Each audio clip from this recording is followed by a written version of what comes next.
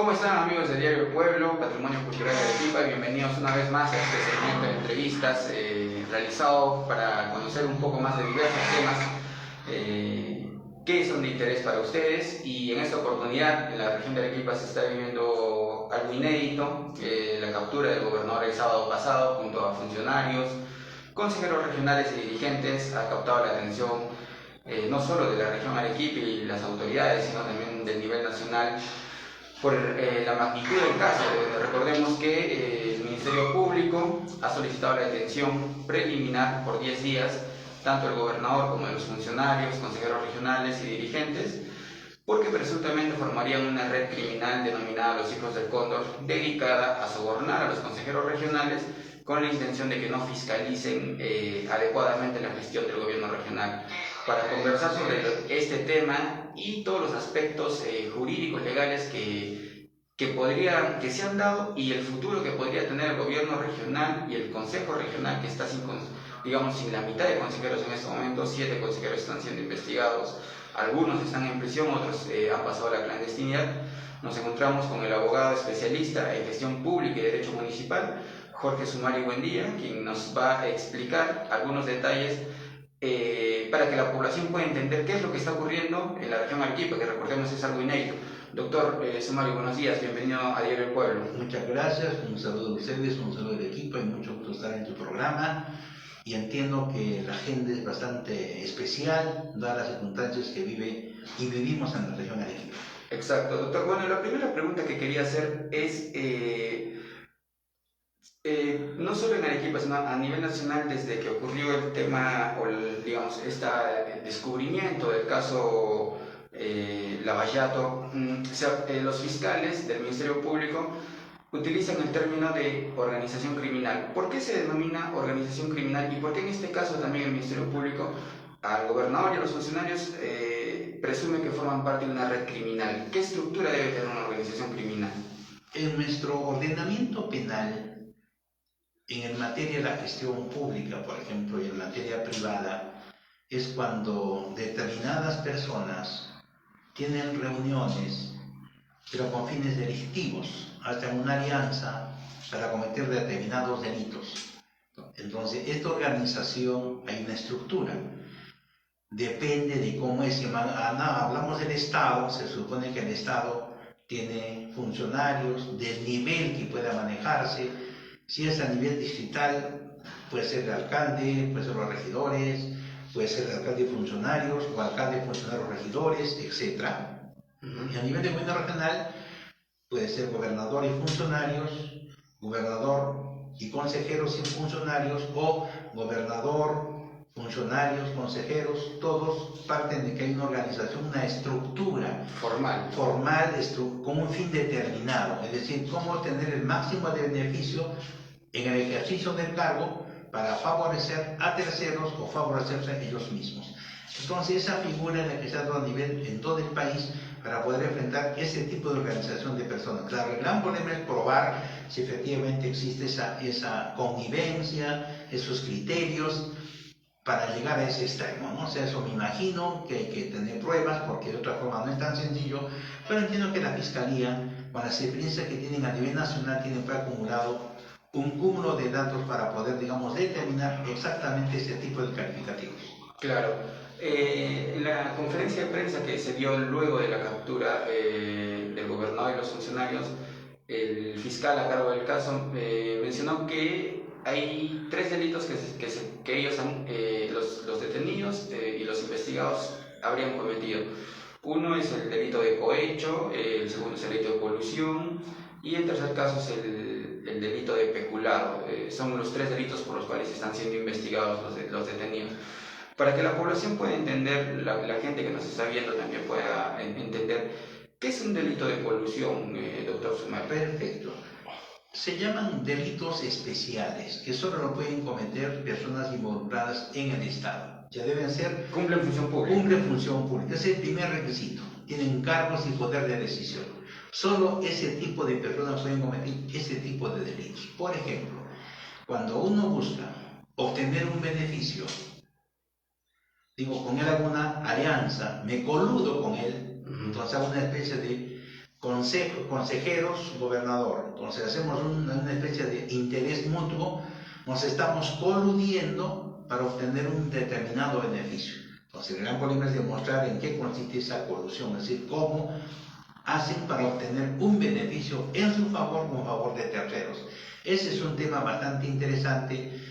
Han señalado los audios, digamos, depende de pruebas documentales que pueda tener la Fiscalía, y los imagino que ya lo tienen, van a acreditar que efectivamente se han juntado con esa finalidad de obtener beneficio en base a intereses comunes. Tú tienes el poder del Consejo, yo tengo el poder ejecutivo, él tiene el poder del funcionario público, de tal manera que hacemos una suma de intereses para obtener un beneficio haciendo uso de los bienes públicos en favor de terceros o en favor de uno. Esa es, digamos, la figura que entiende el fiscal ha querido explicar ese día. Ahí pasamos al segundo delito, que es el que se les acusa, que sería el de cohecho, es decir, entregar algún tipo de dádiva a algún funcionario público para obtener lo que yo quiero. Así es. Ese precisamente implica que el sujeto activo, gobernador, de pronto, teniendo el recargo que tiene, se ve beneficiado con un ingreso, una prebenda, y va a torcer su voluntad.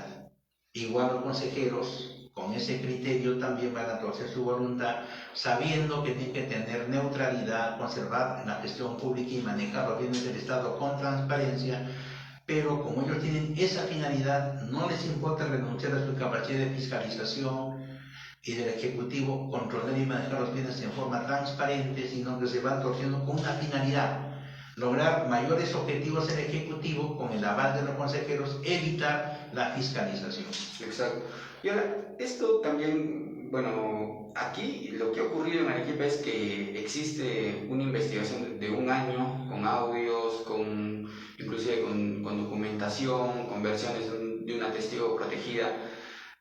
Sin embargo, por ejemplo, algo que mencionaban también es que en todos los niveles de gobierno, sea gobierno municipal, gobierno regional o los gobiernos nacionales, en el caso del Congreso, por ejemplo, ¿no?, las bancadas de diferentes partidos se unen, dicen, vamos a votar a favor de tal ley, es decir, coordinan, se podría decir, se coluden, pero no hay un beneficio, ni se les entrega algo, ni nada por el estilo, es decir, es un interés político el que ellos tienen, ¿no?, de lograr una ley o de lograr algo, ¿no?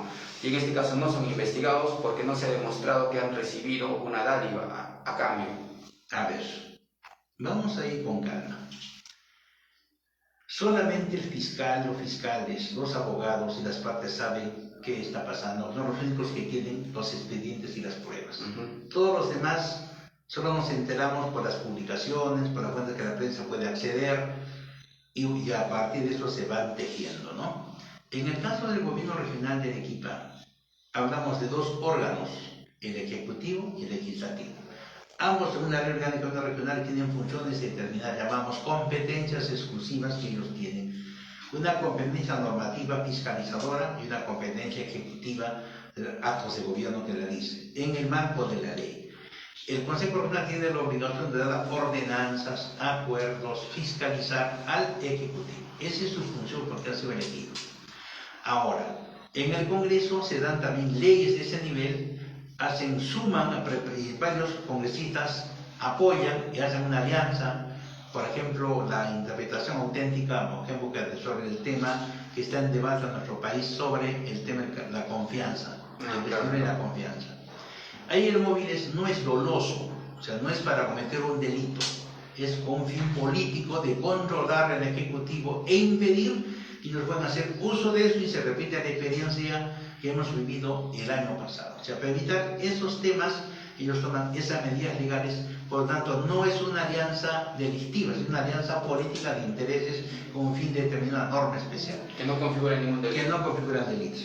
Pero ¿qué pasa si en el mismo Congreso hacen alianzas para dar normas de pronto con un nombre propio en favor de evadir impuestos, o para dar impuestos menores para otros, exonerar a otros, y de pronto van descubriendo que tras eso hay otras que se van a ir beneficiando? Si bien ellos gozan de inmunidad parlamentaria, ya tienen el reproche social. Aquí en Arequipa no conocemos si hay ordenanzas que se han dado a ese nivel, no sabemos. Entiendo que la investigación irá demostrando eso, pero por ahora lo que se tiene son grabaciones, disposiciones de bienes, que habrá que ver los documentos del caso. Pero en este caso es una alianza del Poder Legislativo, de un sector del Poder Legislativo con el Poder Ejecutivo, con un fin determinado de obtener beneficios y prebendas personales en agravio de los bienes que tiene el gobierno regional del Arequipa, por tanto en agravio del Estado. Esa es la situación que ellos tienen. Claro, y el tercer delito que está en investigación es el delito de peculado, que entiendo es el uso de bienes públicos para beneficio particular, ¿verdad? Exactamente, es decir, puede ser un peculado de uso, no sabemos cuál será la variedad que utilizamos, pero lo que cuenta en esencia es de que vamos a hacer uso de determinados bienes del Estado, van a tener la categoría de bien público a bien particular.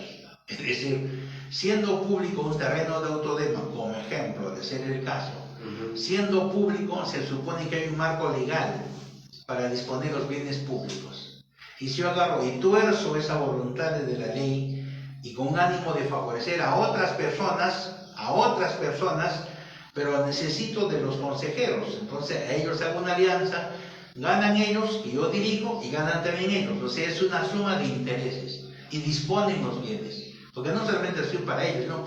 ¿Cuál sería la finalidad? La finalidad es efectivamente favorecer a un grupo de personas, pero que no se podría dar si tengo un órgano que me controla, que me fiscaliza, o requiero normas que faciliten eso.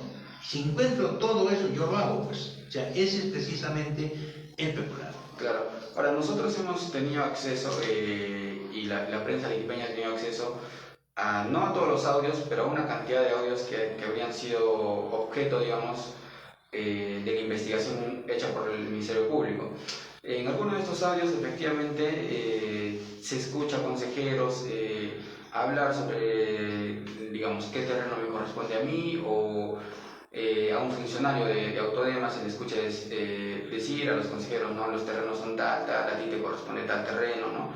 Y se deduce que, bueno, era obviamente para evitar la fiscalización o evitar interpelaciones a los gerentes, incluso al propio gobernador en el Consejo Regional, que es una función que ellos tienen, ¿no? Interpelar a los funcionarios.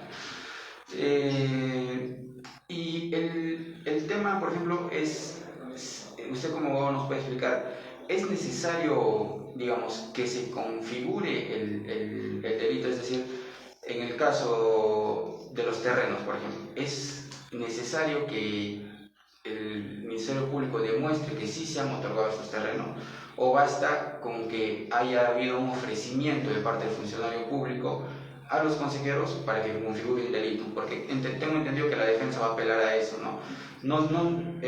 Por ejemplo, ¿no? El consejero X no ha recibido ningún terreno, sí le han ofrecido, pero él no ha recibido, entonces no hay delito. ¿Es así, doctor? ¿O no necesariamente tiene que configurarse ese delito? A ver, cuando estemos hablando nosotros, por ejemplo, de peculado,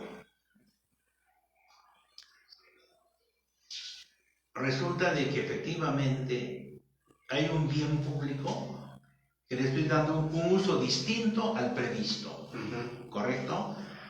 Y en ese sentido puedo tener las grabaciones, claro está, es una prueba importante, pero necesito corroborarlos en los hechos, o sea, con qué documento, eso que he podido conversar ya poco, tener un delito, puedes probar que he hecho una alianza por fin determinado, he torcido mi voluntad, he votado incluso, ya tengo pruebas evidentes, pero de pronto con mi voto he favorecido a terceras personas, así no me haya favorecido yo. Entonces las pruebas respecto del consejero van a ser pruebas de que esa orientación de su voto fue un genérico, apunte algo, y de pronto efectivamente no hay prueba pues en mi contra, material, pero sí existen pruebas que terceros sí se han beneficiado. Entonces la Fiscalía imagino que tiene todos los actos jurídicos de disposición de bienes, a fulano, sutano, mengano, seco, perencejo, y de pronto él no está, pero con su voto favoreció, orientó su voluntad. Entonces, ese es un tema de investigación que entiendo.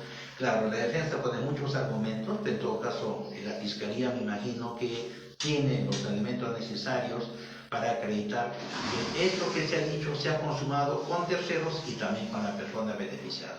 Entonces, ese es un tema que entiendo, es un debate, pero que no acaba ahora. Si me imagino para la prisión preventiva pueden ser, digamos, algunos elementos de convicción que amerite o no una detención, ¿no? Porque de lo contrario el proceso va a continuar pero en libertad. O sea, el debate de hoy en estos días es si van a prisión preventiva o siguen el proceso en libertad. O sea, no, el proceso recién está empezando, va a demorar el tiempo prudente y razonable, o detenidos o libres. Claro. Hoy la batalla es por demostrar que ellos deben salir libres, eso eran los abogados de la otra parte, y la fiscalía va a demostrar que ellos deben continuar detenidos para que no obstruyan la investigación. Eso es lo que entiendo, es lo que está debatiéndose ahora. Claro. Ahora, doctor Sumari, me gustaría pasar al tema ya de cómo quedan las instituciones, es decir, en el gobierno regional, el gobernador, el gerente general, el gerente de presupuesto, el gerente de Autodema y otro gerente más de ordenamiento territorial han sido y asesores del gobernador. Algunos están detenidos, otros están en la clandestinidad y en el Consejo Regional de los 14 consejeros, 7 están investigados por este caso. Entonces, el día lunes el vicegobernador Walter Gutiérrez dio una conferencia de prensa indicando de que iba a asumir de manera interina, digámoslo así, las funciones, pero que él esperaba una resolución del Consejo Regional que lo autorice a asumir las funciones como gobernador regional. En contraparte, el consejero Harber Zúñiga indicó de que no es necesario de que el Consejo Regional emita ningún tipo de resolución porque cuando el señor Walter Gutiérrez juró al cargo de vicegobernador, se entiende de que en ausencia del gobernador, de manera inmediata y sin ningún documento de por medio, él tiene que asumir el cargo. Esa es la figura que corresponde en este caso. Así es. ¿Qué es lo que pasa acá? Aquí hay dos tipos de ausencia. La ausencia funcional y la ausencia física. Ambas son ausencias, pero la funcional es que por razón de función puedo estar en Cusco, sigo siendo un gobernador, porque tuve una función determinada. Que me pueda reemplazar el vicegobernador, por algo me puede reemplazar. Pero la ausencia física es cuando él ya no puede concurrir, no porque cumple una función, sino hay un mandato de detención, en este caso preventivo de 10 días. Ante un mandato de esa naturaleza, es evidente que la administración pública no puede quedar vacío. Y en esos casos, la ley orgánica de los regionales ha previsto que el vicepresidente es el que asume en caso de ausencia del gobernador. Pero con un nombre, es un encargado, un gobernador encargado, nada más. O sea, por el tiempo que dure la ausencia física, en este caso mandato de detención, él es el gobernador encargado. Pero, ¿dónde está lo atípico que ustedes decían? Con toda razón. Resulta de que los principales miembros de la alta dirección del gobierno regional también están con el tema del mandato de previsión preliminar. En esa circunstancia, no puede quedar paralizados los servicios públicos. El gobierno regional no puede dejar de atender a los administrados. No puede realizar los temas de salud, todo que estamos hablando de vacunas, no puede realizar nada, tiene que continuar. En esa medida el vicegobernador asume su función y no requiere de nada, más que llegar al gobierno regional y desde su oficina de vicegobernador dirigir la región. No tiene por qué intervenir el gobernador, tiene que respetarla porque ya no sabemos qué va a pasar, pero sí desde su oficina él puede dirigir. Ese es el primer paso. No requiero del Consejo Regional absolutamente nada. Creo que ahí más bien existe o desconocimiento o de pronto un temor del vicegobernador o querer hacer cambios radicales que de hecho va a tener que hacerlos, pero no es el momento, porque todavía no se ha definido la situación jurídica procesal del gobernador y de sus funcionarios, hablando solo del Ejecutivo. Porque ¿qué va a pasar? En el hipotético caso que efectivamente el juez dictara un mandato de detención ya preventiva por 9, 18, 13 meses, no sabemos cómo estaría trabajándose, el vicegobernador sigue todavía en ese cargo de encargado. ¿Pero por qué? Porque suponemos que los abogados de los denunciados como el gobernador apelarán También la prisión preventiva. en la prisión preventiva y la sala penal, si ven que todo está arreglado a derecho, es decir, se confirma la resolución. Si se confirma la resolución de mandato preventivo, el Consejo Regional, ellos tienen que convocar a una sesión, porque existe mandato firme, recién convocan y suspenden del cargo al gobernador. ¿Cuándo va a ser esto? De aquí 2 semanas, 3 semanas, un mes, no sabemos. O sea, va a demorar todavía. Y él sigue como gobernador encargado. Claro. Una vez que el Consejo Regional lo declara suspendido al gobernador, el todavía puede apelar e ir a una otra de elecciones.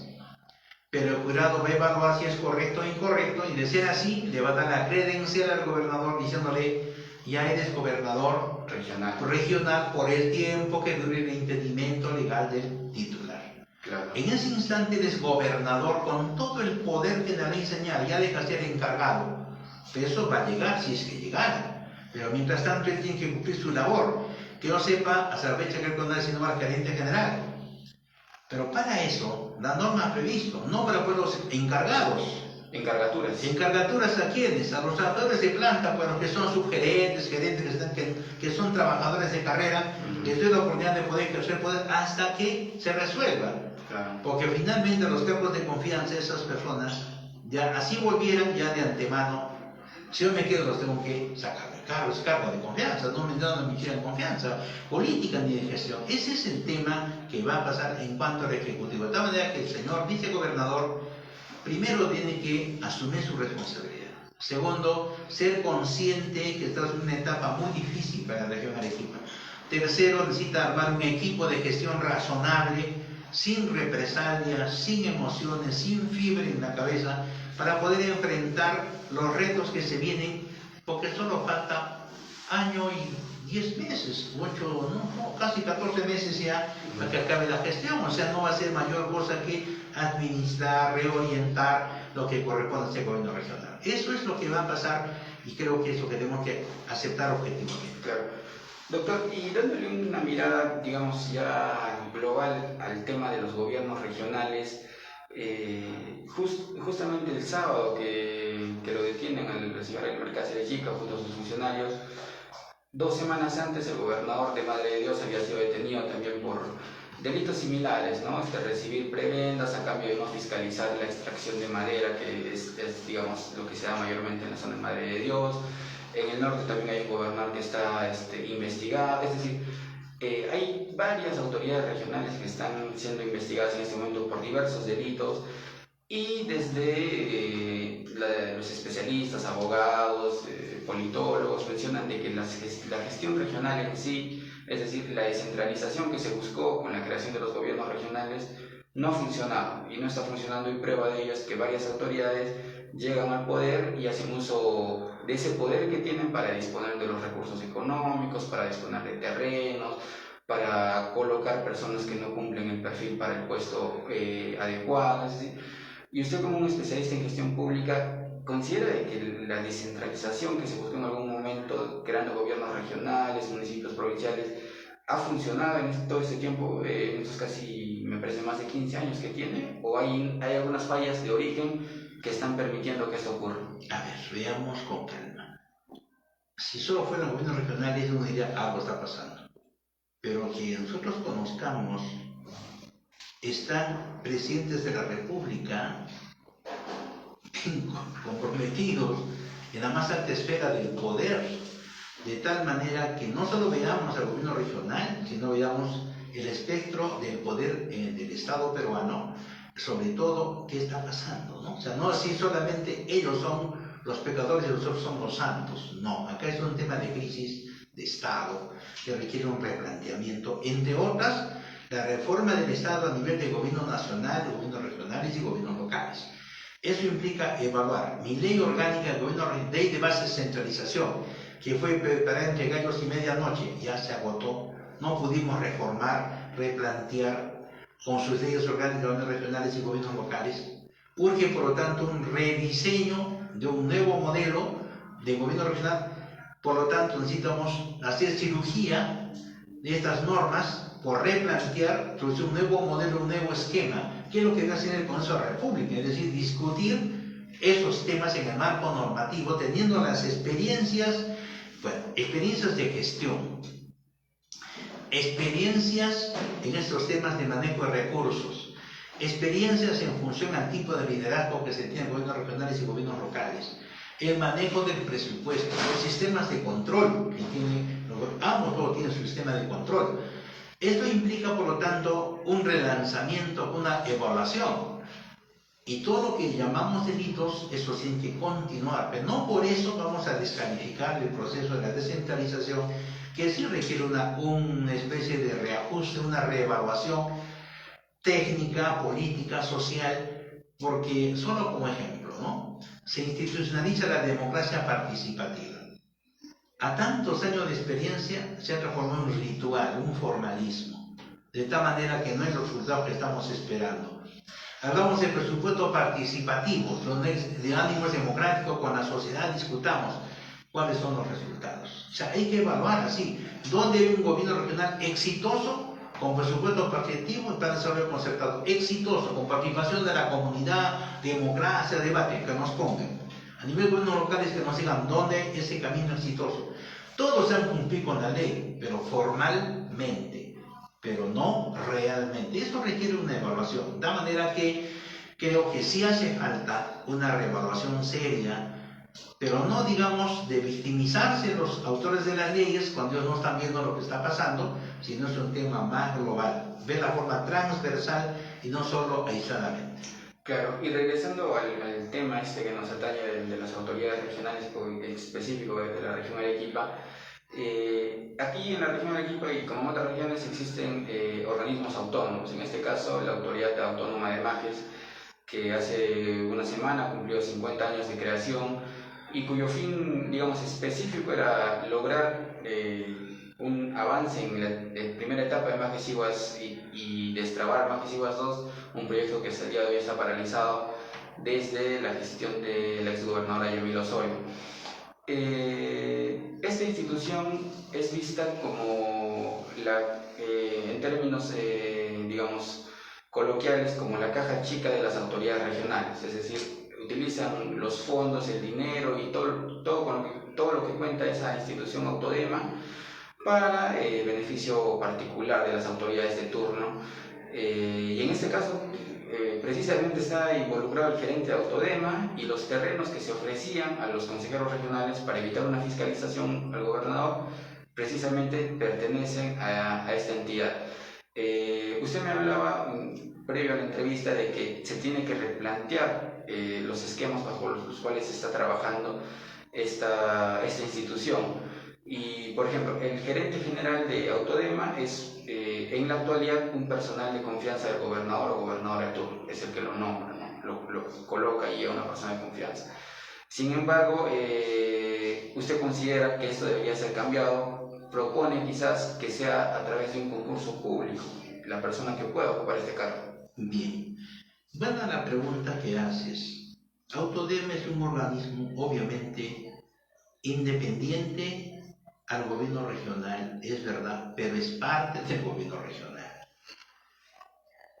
En estas alturas, Autodema, dos principios orientan la gestión pública: eficiencia y eficacia. Es decir, quiero esta institución, ambos, cosa que no va a poder demostrarse. Se ha agregado un nuevo modelo de gestión en Perú, la gestión por resultados. Es decir, paso que doy, invierto que doy, ¿qué resultados sostengo? Es decir, empezamos a analizar bajo esa óptica Autodema en los 50 años. Tuvo sus grandes momentos, o momentos duros como ahora, y podemos decirle que Autodema, en la forma como fue estructurada, se agotó. Ya se agotó ese modelo de organización. En la actualidad ya no funciona. Ya no funciona. ¿Qué requiere ahora? Una cirugía radical. Un replanteamiento del manejo de Autodema por un concepto más empresarial. Es decir, un manejo empresarial donde tengo que ver el beneficio, la rentabilidad. No, casi manejo bajo el concepto de servicio, es que tú sirves un momento, yo tengo bienes, tengo terrenos, manejo recursos, necesito que mis proyectos sean rentables, en primer lugar. Segundo lugar, no solo que sean rentables, sino que esos, como soy parte del Estado, que sean eficientes y eficaces, satisfagan intereses. Por lo tanto, requerimos nosotros una reingeniería radical de Autodema que implica evaluar, a ver, la estructura orgánica, ¿vale o no vale? Entonces requiere una nueva estructura, obligatoria. Segundo, el perfil del funcionario. ¿Qué tipo de funcionario quiero para Autodema? ¿Un ingeniero, un técnico, bajo qué nivel y características? Tercer lugar, los recursos humanos que yo tengo actualmente, ¿cuáles son sus regímenes laborales 728, 276, CAS? Una reevaluación que me permita hacer un cambio generacional respetando los derechos de los trabajadores que tienen sus años, darles mayores beneficios para que puedan irse, tampoco queremos despidos arbitrarios, y un elemento importante, el control de calidad. Es decir, si eso no logramos, vamos a estar siempre con el eterno problema que estamos viviendo como hoy, es decir, aceptar. Ahora, el gerente general, el que tiene cargo de confianza, podemos intentar que sea por concurso público, es decir, que el que quiera ocupar ese cargo se mete que sea un cargo, pero sujeto a concurso público, un cargo de confianza, pero que lo convoque el gobernador, pero que sea por concurso y por tiempo determinado. Esa es una modalidad. La otra, Servir tiene un stock de gerentes. Hacer un convenio con Servir para que me envíen al gerente adecuado. Servir va a pagar una parte, la otra parte completa el gobierno regional, y tengo un gerente, primero gerente por formación académica, formación profesional, y tiene el cartel necesario o los pergaminos necesarios que va a servir para que cumpla su labor determinada, porque el señor gerente no va a respetar criterios políticos o politiqueros, sino los criterios técnicos bajo los lineamientos que se están formando.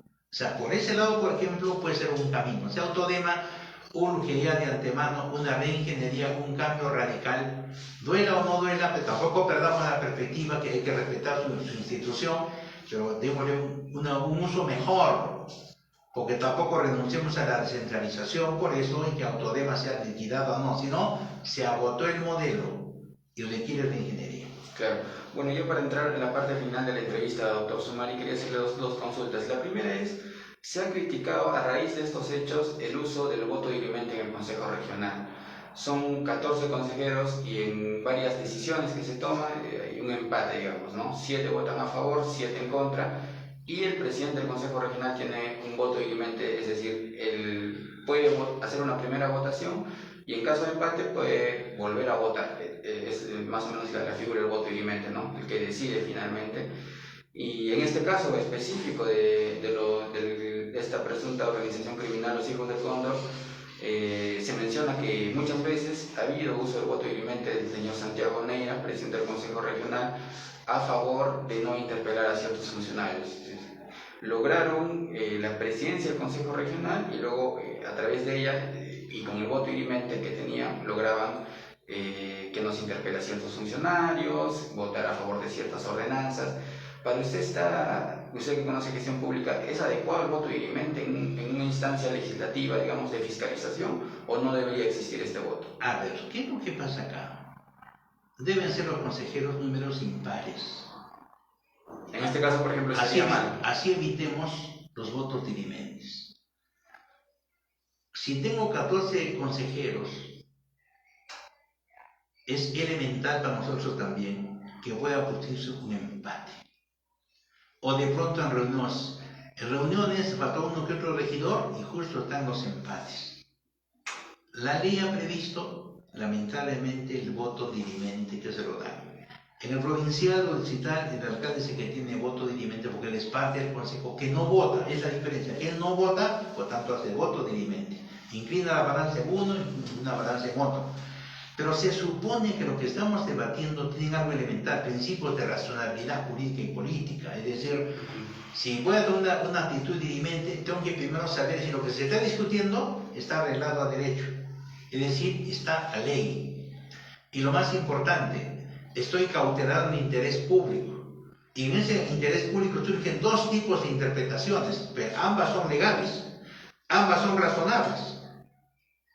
y digo, bueno, me parece que esta es la mejor, yo inclino mi voto.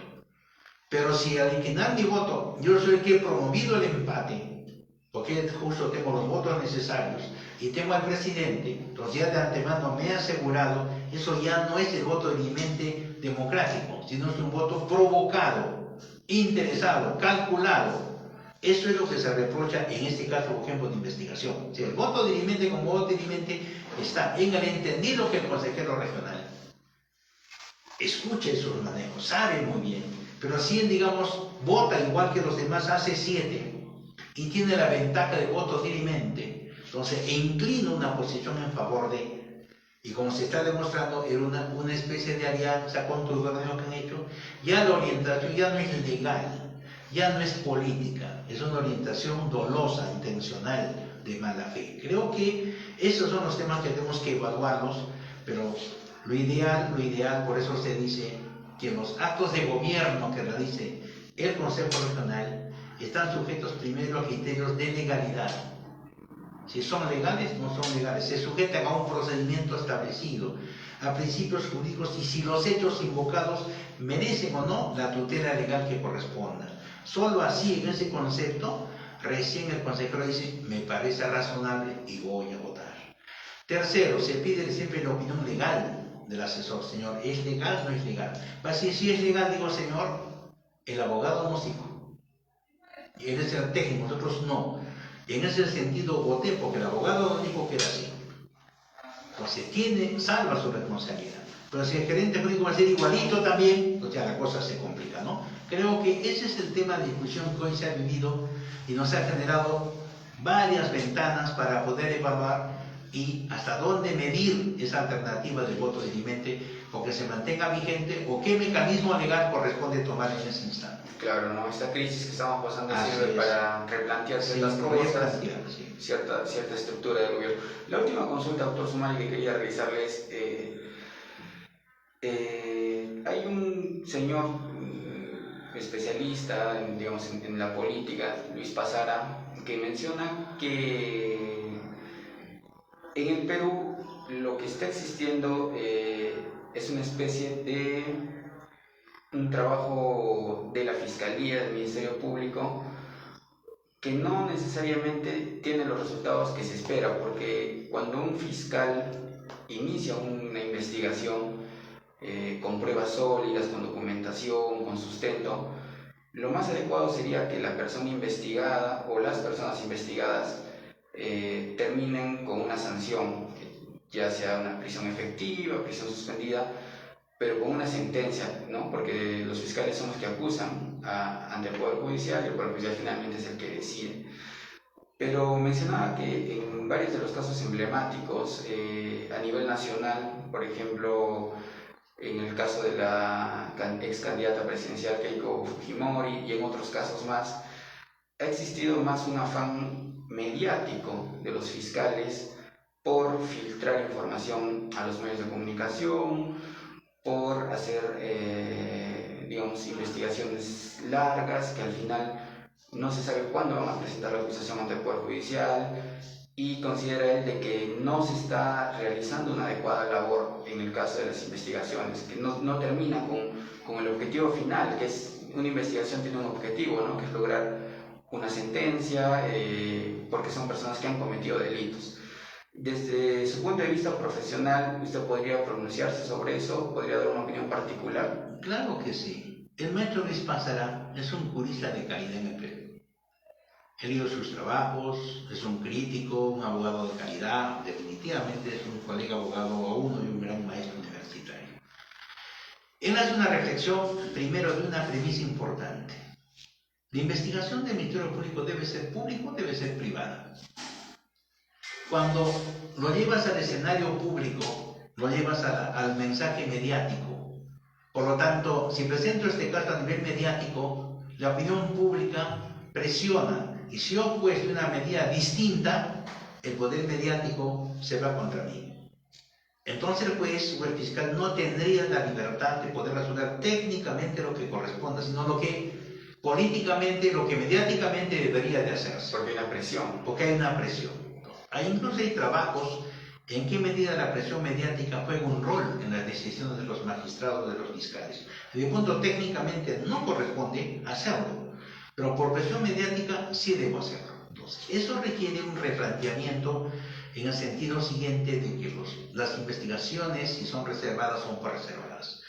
Pero ya, ¿qué pasa? Se filtró la información y el fiscal es el que tiene el protagonismo, como hemos visto en Lima, permanentemente cámaras de un lado, otro lado, y obviamente la otra parte le va a tener que responder y debe decir, fiscal, este es nuestro punto de vista, y el fiscal a veces se siente maltratado. Pero un momentito, tú has entrado a la escena pública y te han respondido en ese escenario. También cabe cuando a veces el fiscal se siente presionado para que dé una orientación, no la que corresponde, sino la que debería hacerse según el interés. El fiscal denuncia y sería razonable bajo el canal, es decir, porque hay una presión no mediática, sino otro tipo de presiones para que sea de una manera diferente. O hay presión mediática para que haya una opinión diferente cuando contratamos terceras personas que hacen un lobby y me van atacando a mí como fiscal. También hay otra figura, o sea, no solamente por el lado, sino por el lado del investigado, sino de la investigación en general, sino también por el lado de los lobbies. Y de tal manera que cuando el fiscal dice una cosa, me salen 4 o 5, me van desautorizando, hago otra cosa, me salen otros 7, me ponen especialistas, tengo que pensar qué está pasando acá. También existe el tema de los lobbies, es decir, realmente lo que dice el maestro es verdad y reflexivo, pero uno tiene que tener los criterios, manejarlas en reserva, lo que corresponda manejarse, llevar el nivel, no politizarla.